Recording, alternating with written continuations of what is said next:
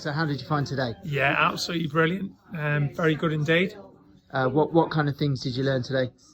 Absolutely everything. I've been on 3 of these before, and that absolutely blows all of the other facilities and the kind of day we had out of the water. From looking at the whole body systems to all the organs, and absolutely incredible. Great. Yeah. Anything in particular that stood out? Looking at all the brachial plexus and the different nerve roots and the branches coming off those, and being able to track them through, and also being able to look at the individual muscles and tendons, the forearm, looking at the brain, absolutely everything. So yeah, top day.